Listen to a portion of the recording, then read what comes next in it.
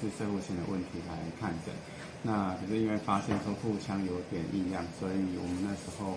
帮他做一个腹部的超音波，结果意外的发现说肝脏有好几颗的肿瘤这样子。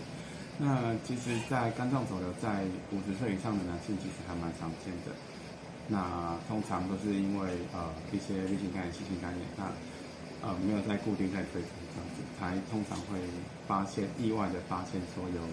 肝肿瘤的情形上。不过这阿公他比较特别是说，我们做了电脑断层之后才发现说，他可能是那个胰脏转移过来的多处的肿瘤这样子，那会建议再进一步做切片的检查这样子。